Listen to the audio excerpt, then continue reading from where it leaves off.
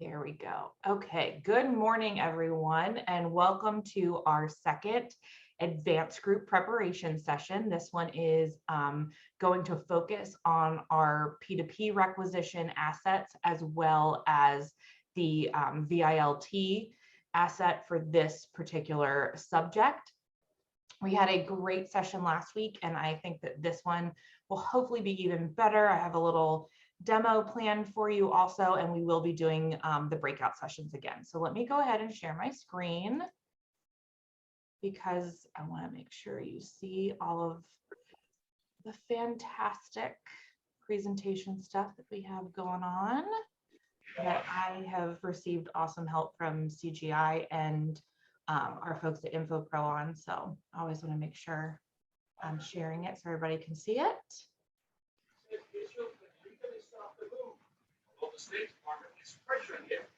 And if everybody wouldn't mind muting their phones while we go through this initial part, I know you have to listen to me talk again, but I promise we'll be doing breakout sessions soon. Zoom reminders, you guys are pros at this by now. We have the chat feature today, the poll feature, and then also annotations. And I'll talk through those when we get to those particular slides. Here's the thing I want to say. I'm learning these new virtual platforms too. So I want to make sure that if there's any questions that don't get captured, that I know what the questions are and who's asking them so I can make sure I reply to you guys. So the way that I'm doing that today is by having a survey at the end, and it's not actually a survey. It's basically just what questions did you have that we didn't get a chance to go over. So that way I can capture exactly what the questions are, who's asking them, so I can follow up with you. So please be on the lookout for that. It will pop up after the webinar, or after the meeting, I should say. So again, you guys are pros, you know who all of these awesome people are, but in case you are joining us for the first time for one of our advanced preparation sessions or training sessions in general, because they all are being recorded and I know that we are all so busy at this time. I'm Sarah Lewis, I'm the training lead. And then we also have Jamie and Amani on from CGI. There are two senior consultants that I've been working with on training that are fantastic assets. And unfortunately for them, I kind of always like take over the show, but they are always there as backup for helping me ask questions, or excuse me, answer questions. And then we have Kaylee from InfoPro, and she leads an awesome team there for those of you who do not know her. And she is also always available on these calls for assistance should I need it, or should you guys as fellow trainers need it. So just reminding you who all the players are today. Also, just want to briefly go through where we are right now and where we're going to be going. You guys have completed so many parts of the Train the Trainer program, and I just can't tell you how happy I've been with the amount of feedback I've received. And I mean constructive feedback, and then also anything that is just like, hey, this looks great. All of that helps. So thank you so much. I know it's been a lot of work, and I really appreciate you joining these sessions. And what I'm hoping that you get out of these advanced group preparation sessions is not only a chance to kind of build your understanding of the VILT sessions and what you should cover, but also to get to talk with your fellow trainers. It's important that we collaborate. We are still looking at possibly doing those interactive Q&A sessions. Just to clarify again, these advanced group preparation sessions are one for every single one of the VILT topics.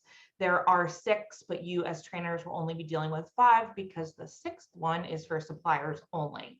So these are more specific, and then the interactive Q&A sessions are actually across the board. They're a little bit broader. So just want to remind you about that. The next advanced group preparation session is next Friday.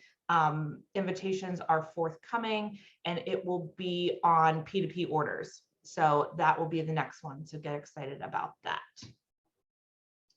Agenda is the same as last week. For those of you who were able to attend, we're going to do a little bit of reflection and then do some prep work and then talk about next steps. A lot of today will be meeting in breakouts and then doing the report outs that we did similar to the last week. I promise it's not anything that you should be too concerned about. I won't put you on the spot. It's more sharing information. So we're going to start off with a little annotation. So I have the assets listed here that were part of the underneath the subject area is what I should say, which is the P2P requisitions. These are the associated assets that went along with that. So what I'm going to ask you to do is I'm going to enable annotate. And then you'll see a portion of it where it allows you to provide a stamp. And you can see there's two questions here, which is most valuable and which is most challenging. Valuable, I want you to put a star next to it. And most challenging, I want you to put an X next to the group of assets. So I'll show you a little bit. See if I can put my star there. Awesome, I'm seeing some coming through. And then which one, you can change your stamp at the top to an X to answer the next question, which is most challenging. So it seems a lot of people like the guided practice, which is awesome. I also like the guided practice. It's something that was different for me as somebody who's done training, but also been a trainee. So it seems like there's some challenge on the e-learning. So we'll take another look at that. I love this annotation feature. It's such a good way to get feedback without having to put you guys on the spot and having you unmute and all that good stuff. Plus, it's fun to kind of do the stamp thing. So yeah, we're still seeing that group B, which is the guided practice, requisitions 1, 2, and 3 is the most valuable, and that you guys found the requisitions e-learning for 1, 2, and 3 a little bit more challenging. This is good to know. So I'm gonna take a look at that, and then maybe if we have time to touch on it at the end, or if you want to put in the survey, hey, I don't have a question, Sarah, but I want to share with you why this one is most challenging, let us know. So I'm going to clear that. Thank you all for participating. And I will stop the annotation. Let's see. Awesome. Okay, so now it's time for a poll question. I'm going to stop sharing so that I can start the poll. And I'm just going to edit this one part real quick.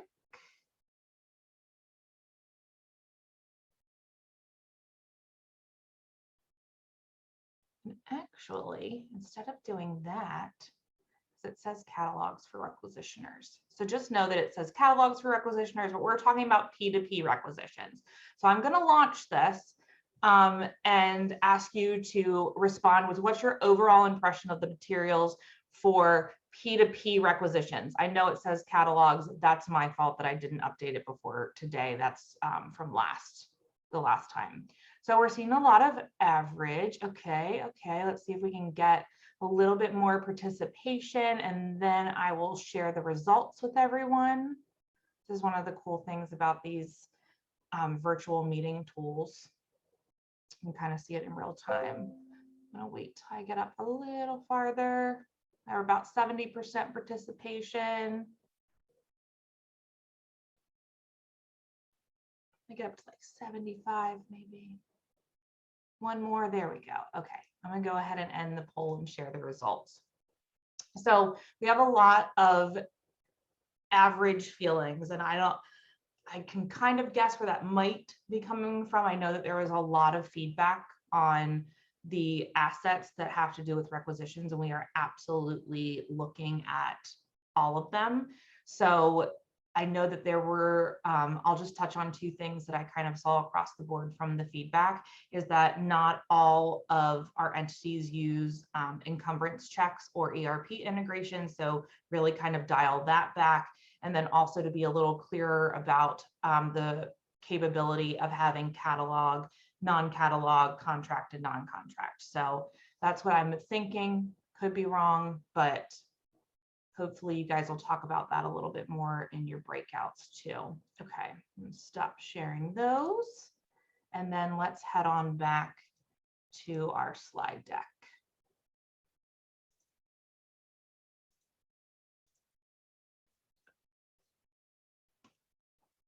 And I think that the next part is going to be a demo, and it is going to be. So this is similar to the demo that's in your VILT, but I just kind of wanted to show you a little bit about how it might go when you're the trainer for one of these and you're showing your trainees the demo. So I have a little bit of a different one that I'm looking to acquire some medications for our office first aid kits. So I'm going to actually go into the test environment that you should all have access to, and I'll show you a little bit of a demo for this. So you can kind of see how it goes first. It's always good to have an example before you have to teach something, right? So I am going to go to procurement or shop, because you can start a requisition in both places. I'm going to go to shop and then search products. And remember, I'm looking for medication for those first aid kits. So you can see it kind of already remembered that's what I was searching for earlier when I was practicing the demoing the demo, if you will. And I'm going to go ahead and click search. You can type anything in there. It just remembered that that's what I was looking for earlier. So what comes up is we have some Tylenol, some acetaminophen, and then some also individually wrapped BC powder. I want both of these for my particular first aid kits that will be on each floor of my office building. And I have 10 floors of my office building, and I think I'll probably need maybe 10 for each of those. So I'm going to do 100. You saw I could change it there. I can also do a little drop down, but obviously you don't want to go all the way to 100 that way. So I manually entered it, and I'm going to check both of these, and I'm going to add them to my cart. You can see they show up here in your cart, and you just click checkout. It's kind of similar to what we see in EMAW today.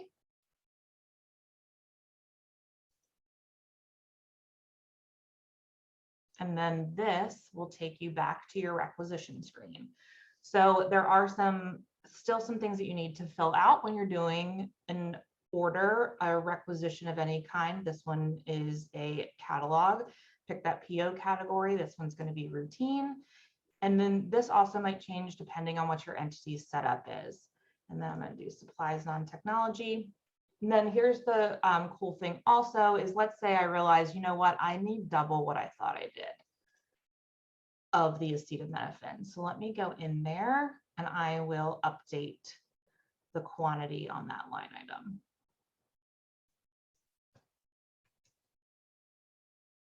And I'll save and close that.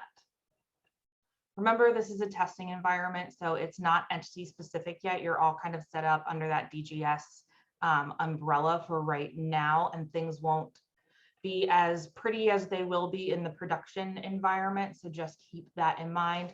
Two things I do want to call your attention to are the comment box here and the attaching files here. It kind of tells you a little bit here, internal files. So anything at the header, internal, and then anything that is comment or attachment related at the line item is going to be available to suppliers. And it's kind of neat because, in case you forget, if you scroll down here on the line item, it says supplier visible information. So you know that's what's going to the supplier, and you can add comments and also drop files in there. But then all I have to do, I think I have everything, and I can submit it for approval. And apparently I'm also in the approval flow, which makes sense. I think I set up as an admin in here. So you can see that we are ready to go. So hopefully that was a nice demo for you all, that you can kind of see how it'll work and how you will show your trainees how it how it works. It's really one of those things. It's just practice if you haven't done it before, but many of you have already done training. So I am not worried about it at all. And you shouldn't be either. You are all fantastic trainers. I know from your feedback, so it's excellent. Okay. So moving right along, I'm going to share my screen again.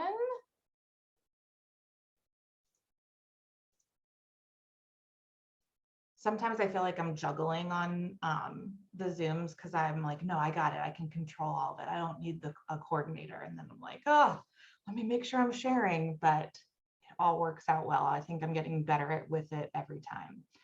So we are going to talk about best practices again in breakout rooms, similar to what we did last week. So we're going to talk about what are some best practices that you determined while you were going through the VILT guide for P2P requisitions. So first, we're just giving you some possible things that you can talk about as far as best practices go, tasks and demos. So I just did a demo. What are some best practices for that? You can even talk about where I could have done better. I'm happy to hear that feedback. Responding to learner questions when it comes to P2P requisitions, and then any other best practices that don't fall into those categories. The other question I want you guys to talk about in your breakout sessions is what questions do you anticipate from learners about this particular topic, and how would you respond to them? So instructions for breakout rooms. I am going to break you guys into breakout rooms and kind of have you discuss some things. Unless you're one of the co-hosts, you will be asked to stay in those rooms. I think it'll be automatically send you, but select one leader, discuss the best practices we talked about, brainstorm a list of anticipated questions if you get to that also, and then we will do report out similar to what we did last week. And I think that I have the report out guideline. I just want to go through these before I put you in breakouts, just because I want to make sure that everybody knows how it's going to roll. So leaders will unmute yourselves when I get to you after the 10 minutes of group breakouts, and you'll choose one best practice or one anticipated question, and we can kind of talk through it as a group. Try not to repeat anything that's already been mentioned, and please try to limit yourselves to about a minute maximum. I know that that is really hard to do, especially for people like me that like to talk, but we will all try to do the best that we can. So I'm going to stop sharing this. And I am going to go to our breakout rooms and make sure that I have everything on here. Automatically move all the participants. And I'm going to give you guys 10 minutes. And then I'm also going to give you a 2-minute warning that will let you know, hey, in 2 minutes, you're going to be heading back into your rooms, or into the main room, excuse me. Okay.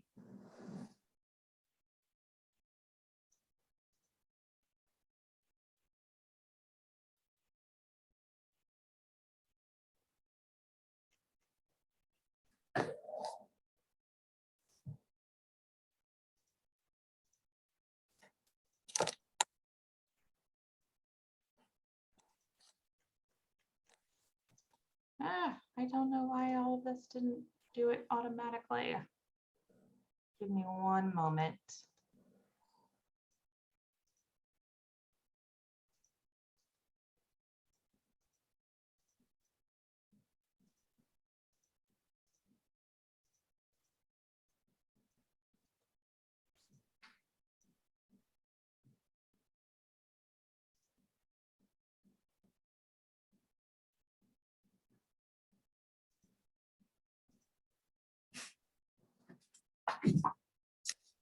Darn.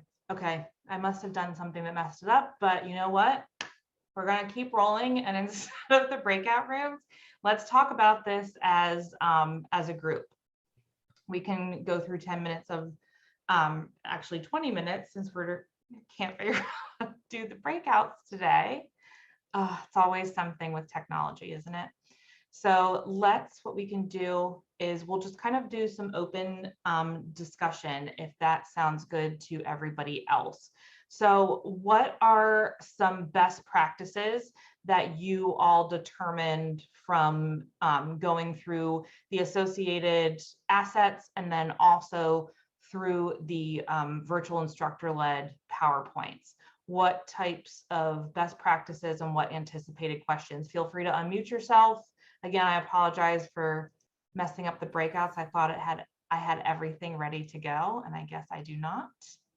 So apologies. Feel free to unmute yourself. What's the best practice?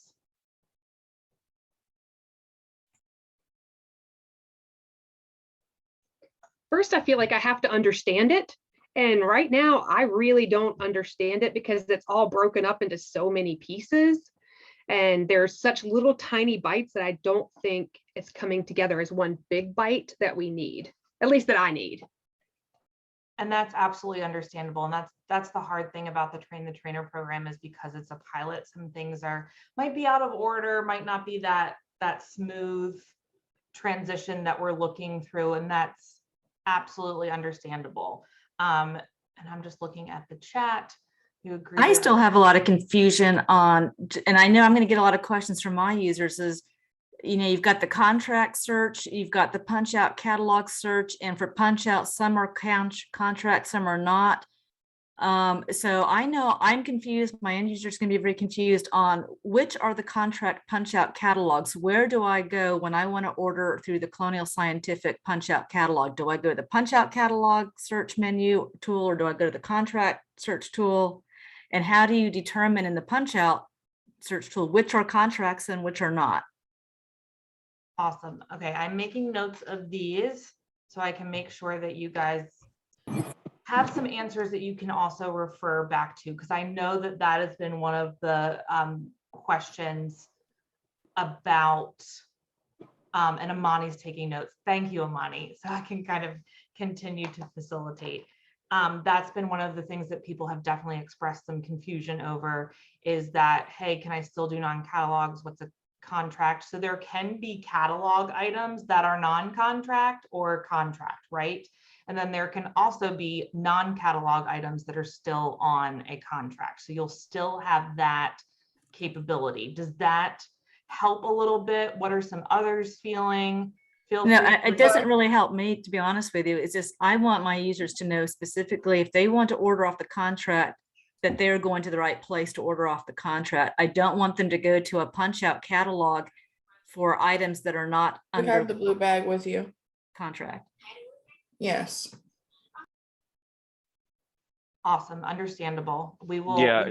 Oh, I was gonna say, for example, you know, if you search for pens, is it going to show you, here's pens, they're on VIB, that's the contract you should use, or do I have to specifically go into contract, know there's a contract for pens, and know that I have to go to VIB? Or when I search for pens, we'll just say, here's the contract, here's the ones you buy because these are on contract. Got it. That makes sense. I think one of the issues our office is coming across is there is not enough of an actual clear, straight guide as to how to get from requisition to order, because it is so broken up. So we're feeling that if we can't understand it, our end users definitely aren't going to understand it. So it's almost like we're seeing bits and pieces, and we just want to see a straight shot of how to get from a requisition to a purchase order without them having to do so much guessing.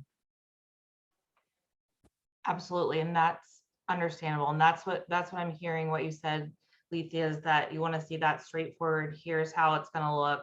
Here's what it's going to do. And it's kind of, we will absolutely take that back and do the best that we can.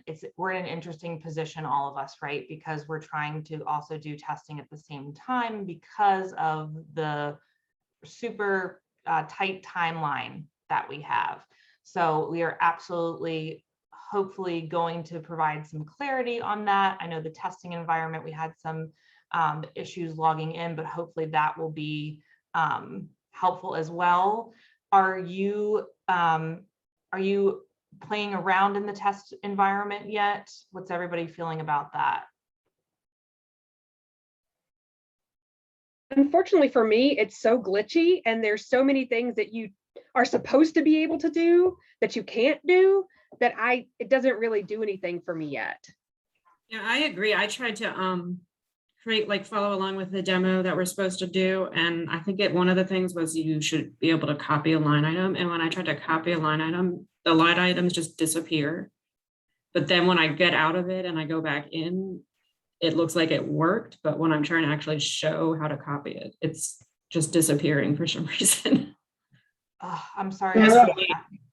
It's not, Is- UAT is not, doesn't seem to be working, like they said, in different aspects in different areas. So we can't get to a completed, and then when we do get, if we do get to a completed order, we've had a hard time going back to find it later.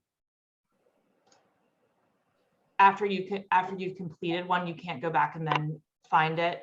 Yeah, we were looking for one the other day and it wasn't there, and then the commodity code information wasn't there, so we just, nothing was sticking. I'm sorry to hear that. We are absolutely making notes of all of these things so we can let Lisa, our head of testing, know and make sure that you guys get some clarity around this, because that's the big part of what I'm hearing is confusing, and it's not how I want you guys to feel, especially going into training your end users. Yeah, Sarah, is the timeline based on some statute, or is it something that could be pushed out? Because it seems like we're building the plane as we're flying it. Right. And I will, I think we have Shane, are you on, that you can unmute and kind of talk about our timeline and why that's important and what's driving that? Hi, everybody.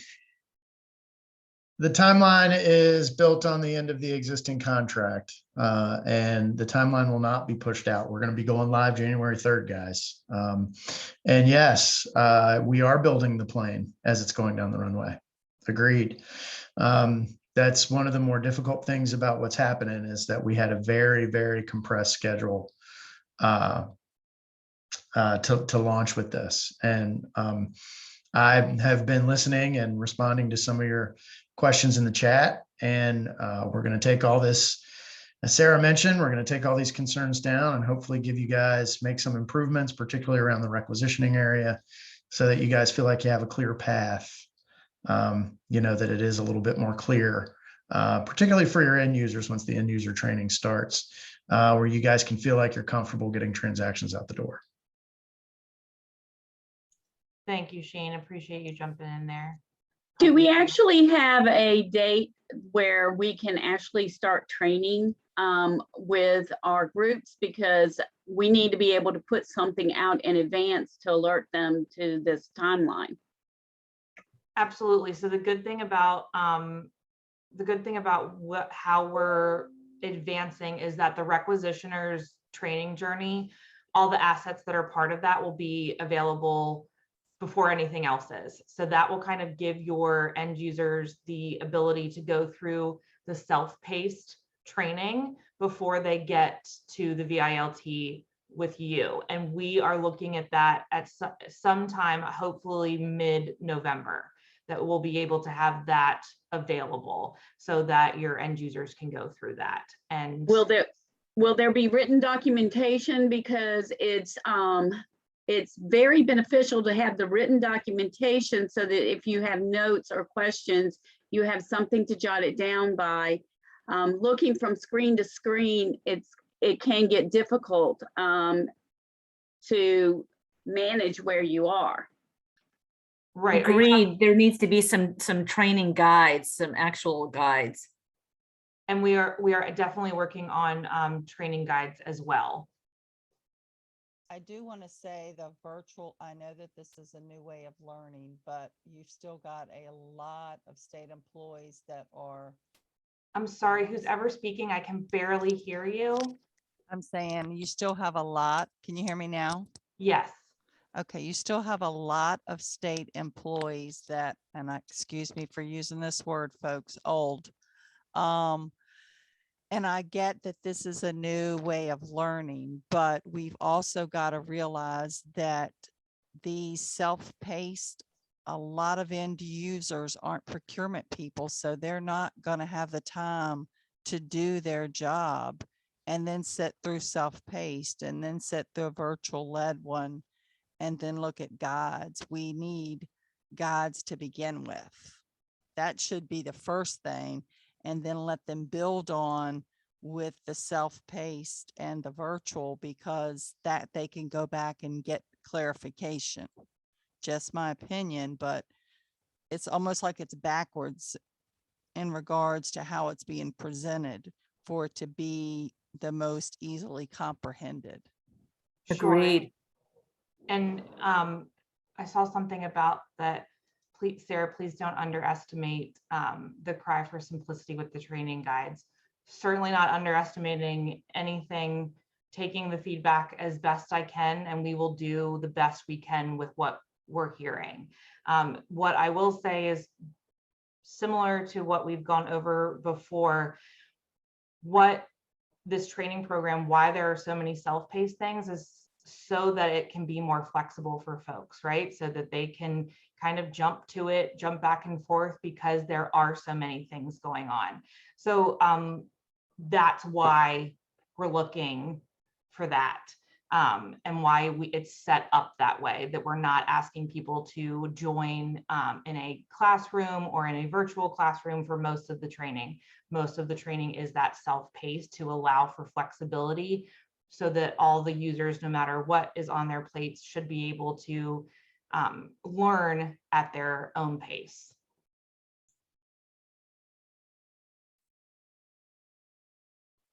Hi, Sarah. This is Stephanie Adams with Treasury. Hi. Hi. So I know that some folks had mentioned that they were kind of confused with the flow of things because they were getting like bits and pieces out of order. And I did remember when I was going through some of the e-learning journeys that there were flow charts for different portions of the journey. And then it would have they would all have corresponding numbers. But when they were calling out a certain flow, you would see like number 12 highlighted, 4, 3, 6. I think that looked a little jumbled when they're trying to call out specific areas. So I'm not sure if there's a way to simplify those larger flow charts in the e-learning, because one, the numbers don't seem to correlate correctly. And I think that might help a little better with some of the things that are pieced together. Okay. Like we don't see the flow from start to finish, but maybe some of those graphics could be simplified a little more. Or maybe the whole graphic at one time, so it's not broken up into numbers. You can kind of refer back to it. Yes. Okay. I'm sure my the folks at CGI and InfoPro are taking these down. Thank you. What other questions, best practices, comments, concerns do you have about? How does, oh, sorry. No, sorry, go ahead. How does the encumbrance work? Is this fully connected to Cardinal? Or how is that going to work in the process? And is our accounting department's part of knowing what is happening in the future? So those pre-encumbrance checks, I know that were mentioned in the training, can be confusing because not everybody uses those. So we will have some information about that and how it's going to work. I don't want to speak to that because I will say the wrong thing. I know that for sure, because I won't be able to explain it correctly. So we will take that down as another opportunity to provide some information to you. But great question. I know there has been some confusion around that. Christine Taylor from Tidewater Community College. I see a question about when will the training environment go live for the end users? We're trying to grasp and put in some type of procedure for almost 200 end users, and we need all the clarification and guides that we can have. So will the end user eventually have a live environment where they can practice, and what date would that be? We do not have a specific date for that yet, but it will be available. I can't I can't give you a date and throw just a random date out there because I can't tell you, yep, we're ready to go with this. We want to make sure that everything's set up. That will be available for them before the go live date. Okay, thank you. Hi, Sarah, this is Stephanie again. Hi. I had a question of kind of how this will look like. So when I do train the trainer for my agency, I'll be obviously training like approvers, requisitioners. I'll be doing the contract side. So when I'm in my training environment, will I be able to create the requisition, approve the order, and then have it look as if I'm the approver so I can show them that process? Like, how does that work? That's what we are hoping that you guys will be able to do. Yes, that you can kind of show them everything. They might not be able to do that on their end, but you should be able to show them that just so you can see how it goes. Okay, and so currently with approvers, once the requisition is submitted, they get an email and then that tells them to go in.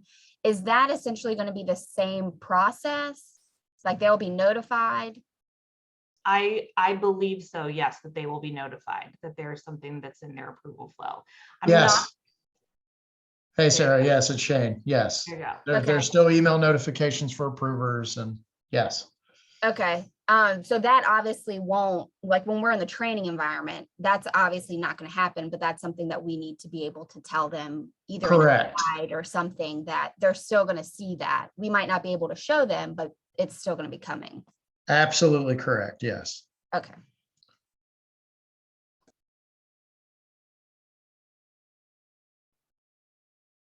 Hi, I put a comment in the chat, but I mean, is there going to be anything to stop people from viewing the guides first or doing the web-based training first? I mean, isn't it all available to them at once?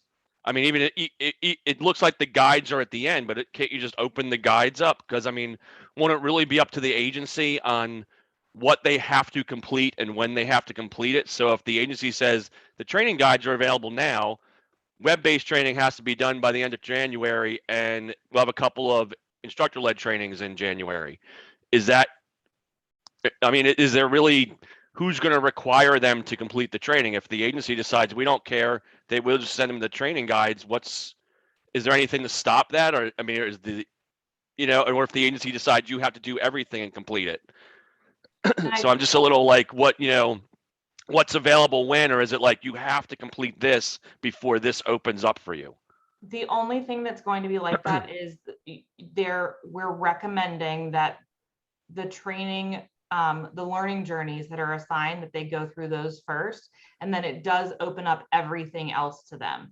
Okay. I understand. I want our agency to take the full training, but others may feel otherwise, especially if they're a small agency with, 15 people and they can look over each other's shoulder, And, we're not going to block you from getting into the system Okay. if there hasn't been training that has been taken. We're just recommending that it be completed before a Right. certain time. But obviously, your end users. Right. Yeah. Okay. Thanks.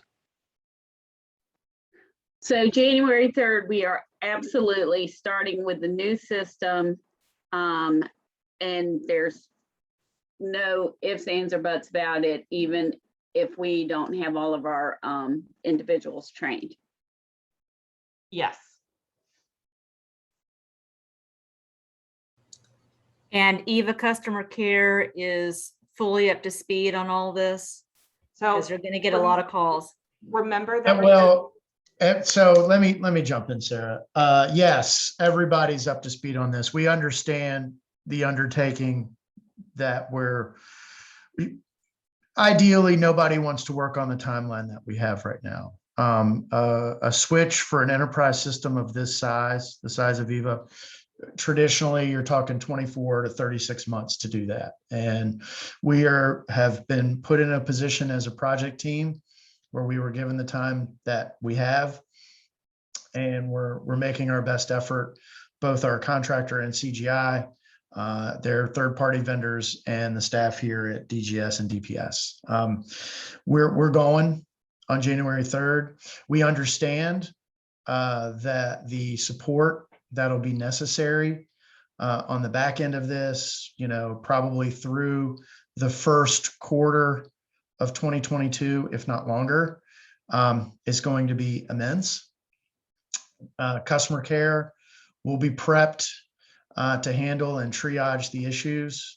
So from emergencies to suppliers that need to submit time-sensitive responses versus somebody who needs training and needs to be worked through, hey, I don't know how to do a requisition, or I'm working on a solicitation and I'm confused. Something that's maybe not as much of an emergency and can move into more of a training style environment versus immediate need and, bid response for a time, sensitive solicitation that's closing, or an emergency situation, obviously will be triaged differently. Not only are we going to be utilizing customer care, but we're also going to be setting up, quite honestly, a lot of our staff at DPS and having what we call open office hours, where we'll be available more than likely in virtual sessions like Zoom for individuals to jump on, ask their questions, have live demos and walkthroughs, allocate folks into different training areas if they're struggling, and we plan on doing that again through at least the first quarter of 2022, depending on need and demand. Certainly, we figure January is going to be pretty demanding. The thing we got to keep in mind here is we get it. We're kind of all in the same boat when it comes to our knowledge base and getting up to speed on things. I'm hoping as the full learning journey comes together, and the first one being requisition, that we all on this call, even though we're trainers, get the opportunity to go through that learning journey based on the tweaks and feedback that you guys have provided. And hopefully that begins to enlighten us, at least on the requisition process. And then certainly the same starting up for sourcing from a sourcing perspective. So I know this is a scary time. I know there's a lot of concerns.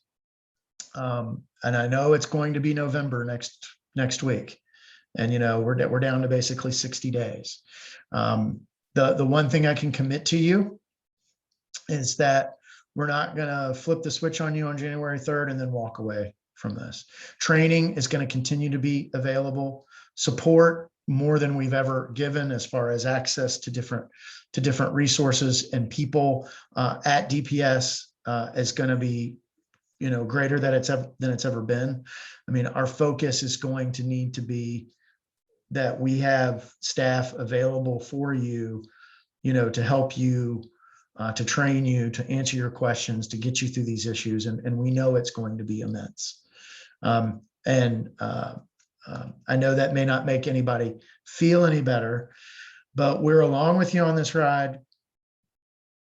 The feedback that you've provided during this process is helping us improve the learning journeys for our end user community, so that when they actually start taking them, they hopefully will be clear and will be more concise.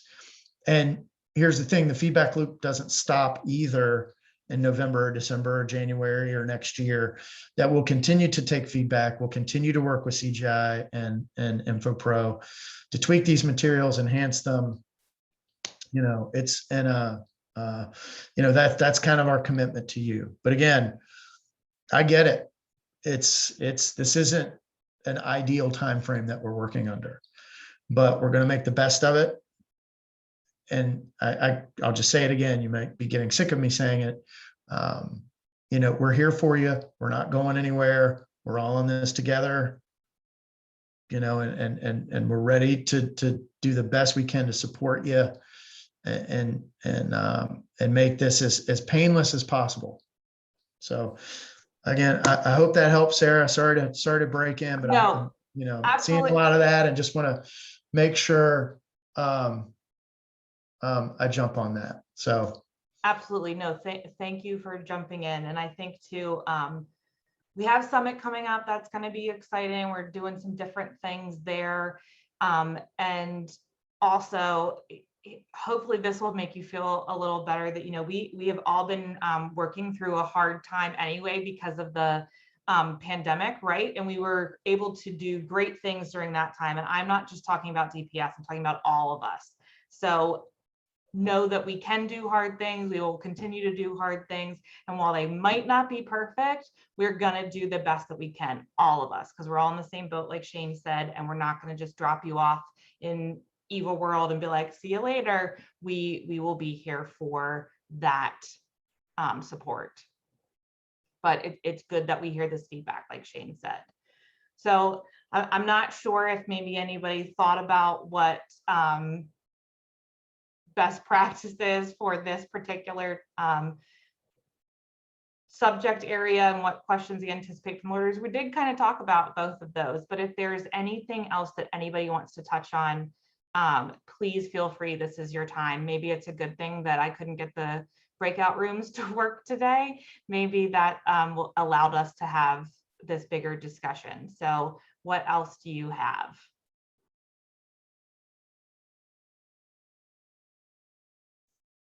And it's fine if you don't have anything else.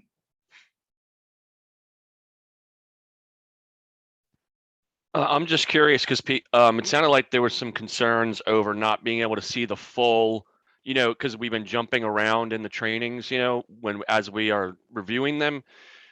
Will the full training, like when it's ready to go, be available to us before, even a few days before it's kind of opened up to the general user, so that we could then go through it before we roll it out to our general users, so we could go end to end if we wanted? That's actually a really good suggestion, and not something that we'd originally planned, but you're right, that might be something that would help you guys. Hey, I'm gonna check out this finalized version before they go through it. So I'm gonna ask that CGI and InfoPro take that down as one of the priority questions and make sure that we're able to do that. I think that's a great idea. Yeah, thank you.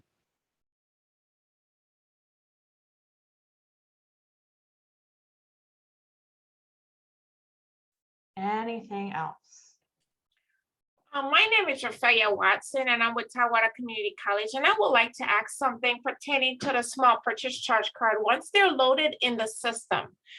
Currently, we're integrating with PeopleSoft, and I don't see a place where we could actually put what we refer to as our CCID. That once a purchase order leaves EVA and is integrated into our financial system, that they can actually connect that transaction to the P card. So is that something that is being worked on? So here's what I'm going to ask you. Any type of functionality questions, I would really ask that you please go through the EVA transition newsroom, not because I don't want to answer it right now, but because I'm not, one, the best person. Two, Okay. we'll get you information that you can refer back to. We can track it and we can make sure that it's done in a timely manner. So any type of functionality questions like that, I would kindly and nicely ask you to do it through there. And thank you. Thank you. Awesome. So I know that this is not what we had all expected today. Certainly not me. I thought, starting with my Ted Lasso background, it might be a little bit different today. But you know what? Just like with this transition, we got to roll with the different things and be flexible. So hopefully you still got something out of this. I definitely did. And I know that we've kind of already gone through what your questions have been. And I know that you probably still have more. I've seen a lot going on in the chat.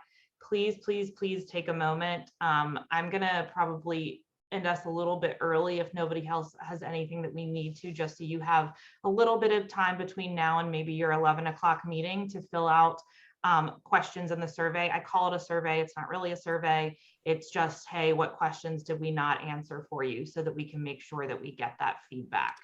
So is there anything, questions, Yes. comments, concerns? Sarah, this is Richie from Tidewater Community Hi. College. I came in late. Are you going to share the recording? When do you think you'll have the recording shared for we could review it? Will it be available by the weekend or Monday? It'll be available by Monday. Okay, thank you. You're welcome. And I think you probably just heard my dog in the background. Sorry about that. Hi, Sarah. This is Stephanie Adams again from Treasury. I'm sorry to kind of do a scheduling question for you. I just personally, I have a lot of solicitations that are going to be going on through transition and through first quarter. So I am most interested in when I will see the sourcing and contracting version of this. Will that be coming shortly in the near future? Are you talking about the sourcing and contracting training? Yes, for Yep. the new platform. Is that Yep, coming like yep. in the next content drop or? Yep, that will be, it will start in the next content drop. Yes, ma'am. Okay, great. Thanks so much. You're so welcome. My watch is telling me that I have an abnormally high heart rate right now.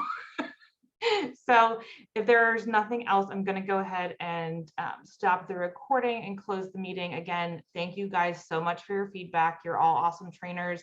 I hear the frustration and anxiety, and I get it. And I hope that we can alleviate that a little bit by taking back some of your questions and really coming up with some good answers for you. But again, remember that I feel like I need to like make a song, or that song from High School Musical, that we're all in this together. So thank you all, and have a fantastic rest of your day, and have a great weekend. Thank you.